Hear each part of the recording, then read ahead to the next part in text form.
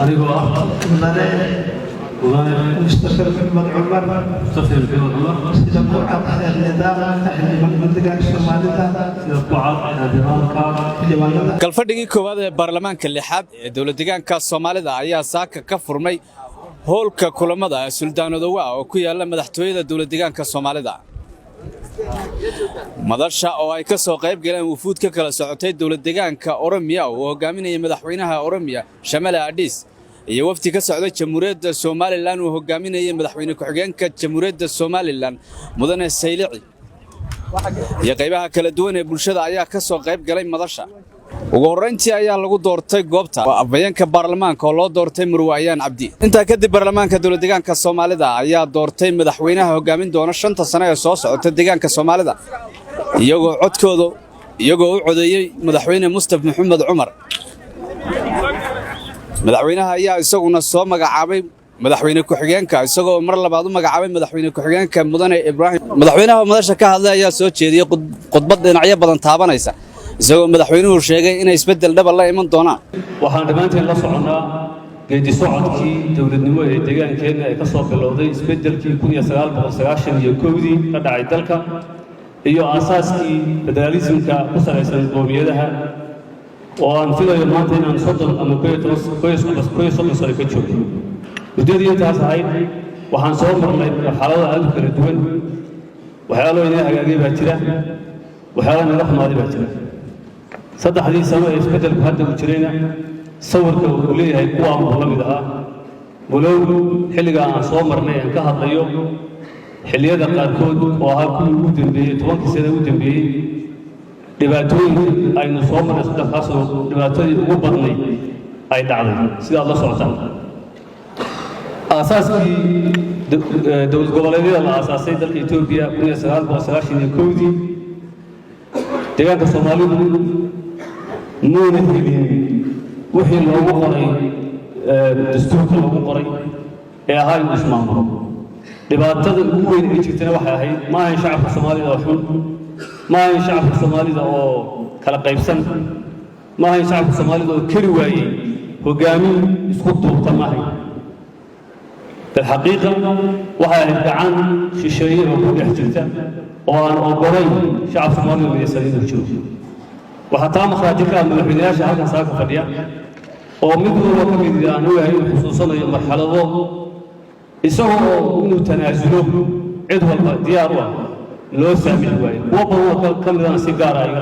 أي شيء كيه ما دام بنت الأقوم له وحمك ديان كانوا مري حالات عن انت الذين مقعهان شعب سومالي لو ماموس ولا شيء دبهان كل سي بريرا نيمان كوخد جوتاده ما انت دلك خريبيس كميدي ايو ييغو قورين وزيرده يدي بالحيل دقنيس ayna qarsanay kolkii dhammaan markii gacantii noocaas ahayd ee siyaasiyiintii tiipe laftu shacabka ay fahmeen dharkii loo bedeshay oo dirays ku xidhan ay u ka baxeen xaradii sarfi ay joogi jireen laakiin ay fadhiisteen haram waxa ay ka bilaabeen taladeed barcalaha noocaas soo maray deegaan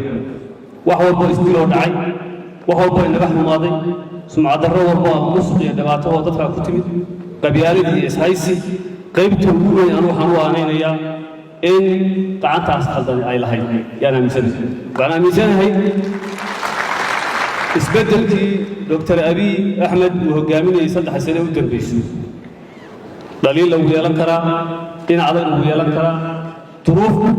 kastana dadku u kala duwan yihiin deegaanada laakiin deegaankeenu uu ka nastay dhibaatadii noocaas ahayd taasina ay keentay in Soomaalidu isu tanaasusho in dhalinyarta hogaaminta joogta maanta ayna u kala bixin khadadkii loo kala jeexay ee ahaa in qabaa'il loo kala fadhiisto inayna u kala bixin inay saamaxday hogaaminta wanaagsan ee Dr. Abiy uu ka geystay 3 sano dalka oo aan aaminsanahay faa'iido ugu badan shacabka Soomaaliyeed inay helaan laga yaabo deegaano masiibo ay ku noqoto isbedelkaasi inuu jiro laga yaabo meelo duruufo ku weyn ka duwan inay jiraan laakiin fikir kasto oo ka qabno waxa ka socdo dalka waxa maran doona maanta 3 sano u dambeysay deegaanka Soomaalida inayna ka dhicin tacadiil ka dhici jiray waxa xaqiiqa saddex sano dumisay horumar ballaaran oo wanaagsan oo meelo badan laga sixi kale laakiin dhaqaalihii deegaanka galo shacab Soomaaliyeed qaataan iyagu isku eriyada iyagu isku xantaan in la gaaray waxa xaqiiqo ah in diinteeni iyo dhaqankeeni shacabka hor u noqdeen oo maanta astaamihii diinta la isku ogeyn jiray ayna jirin qofkuna xor u yahay sida alla sidoo rabo inuu waxa xaqiiqo ah in kaalintii iyo sumcaddii aan ku lahayn dalka Itoobiya uu soo noqday oo codkeenu macna leeyahay oo sida maanta xafladan loola socdo maamuskeeda iyo sida loo dareemayo ay ka maqaati tahay oo ka maqaati ka tahay mansabyada waaweyn ee siyaasadeed ee xisbiga ka mid yahay dalka Itoobiya xisbiga hogaamiya xisbiga maanta Soomaaliya loo dhiibay ma dhicin weligeedii alle iska daayay ku beeraan iyadoo xaaladaas ay jiraan marka waxaan aaminsanahay saddexdaas sano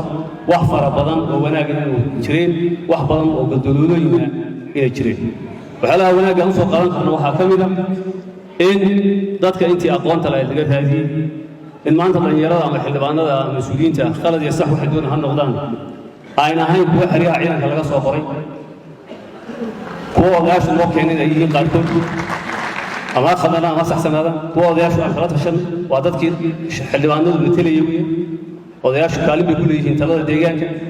kuwa cumaaldiinka lagala tashaday kuwa asxaabta saaxiibada leeyahay lagala tashaday ee aan ahayn kuwa inta la isku soo qoray la odhan kuwa ay dadkooda dhibaateeyaan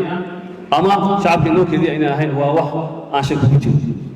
waxaa xaqiiqo ah oo jirta in maanta talada siyaasadda ee deegaanka madax bannaani hore aynu u helin aan u haysano annagu maadaama ceelka guddiisa ku jirno go'aanada aanu gaarayno aanu madax bannaani ka ballaarsan tii hore madaxweynayaashu haysteen aanu fursad u helnay waxyaalaha loo hagaajiyey inaan isku wadka dadka ka shaqaynay kooga tahay waxaa xaqiiqo ah in xuquuq insaankii lagu tumanayay deegaanka uu ka dhammaaday hawbaala in xorriyatu qowl iyo xorriyatu ganacsi iyo xorriyatu dhaqdhaqaaq iyo xorriyatu cibaado intaba maanta deegaanka ka dhaqgalay ugu dambeyntii waxaan dareenkooda wax ka weydiinay marti sharaftii ka soo qayb gashay madasha xildhibaan Barkhad Batuun oo ka socday jamhuuriyadda Soomaaliland oo ka mid ah golayaasha Soomaaliland ayaa dareenkiisa la wadaagay telefishinka RTN gaara waxa aniga ii la marka doorashada laga yimaadaba deegaanka oo runtii waxaan ku farxay aad ii soo jiitay waxa kamid ah dad ilbaxa dhalinyar aqoonyahana oo aad aqoonta uga muuqato soo dhaweyn wanaagsan magaaladii oo ballaaratay horumar weyn oo ka socda wadooyinkeedii amnigeedii iyo galgacal lagu soo dhaweeyay waxaana si gaar ah runtii ugu mahadnaqayaa madaxweynaha oo aniga gaar ii soo casuumay sharaf bayna ahayd maanta inaan markhaati ka noqdo madashii lagu calaamasaarayay isaga iyo guddoonka baarlamaanka madaxweyne ku-xigeenka shacabka deegaanka ismaamulka Soomaalida ee Itoobiya guddoomiyaha ku-xigeenka baarlamaanka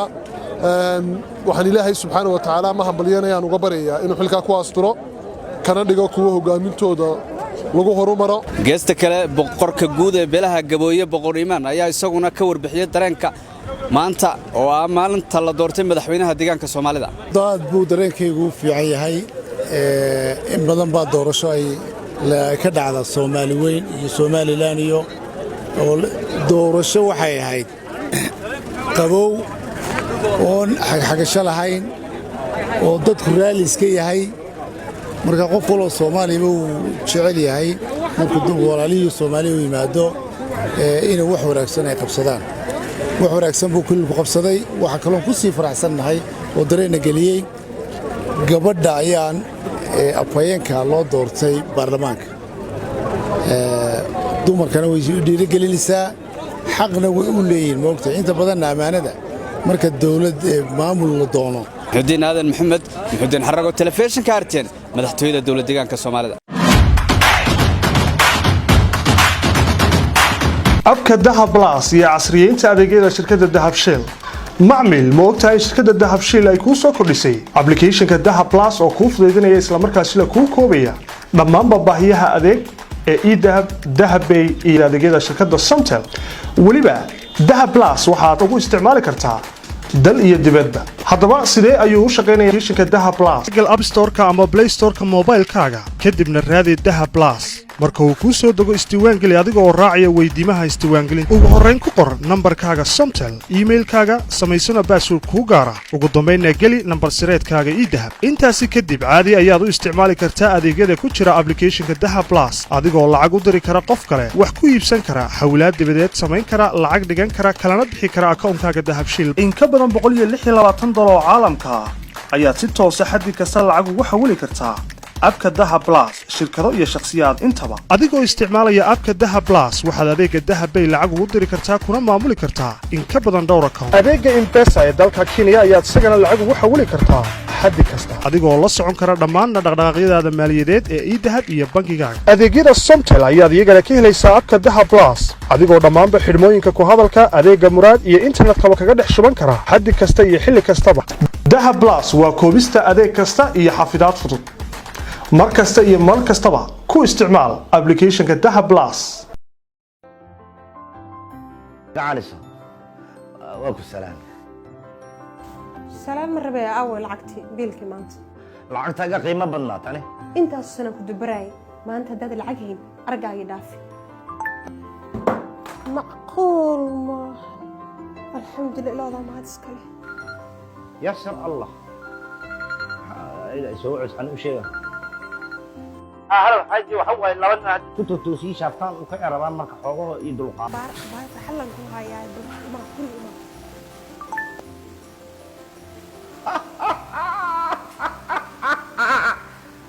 عجيب أخبار فرحة لهم كوا هاي ترى عنا أخبار فرحة لهم كوا هاي يشيك هذا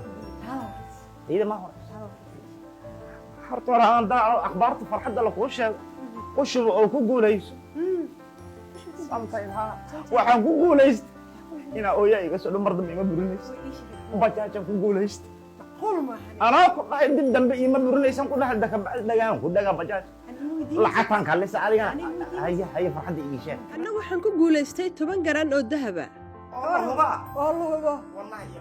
shirkadda isgaarsiinta Somtel waxay ku soo kordhisay ku shubo oo ku guuleyso macmiil ku shubo kaarka hadalka ama internet Somtel si aad ugu guuleysato 10,000 oo hadiyado ay ka mid yihiin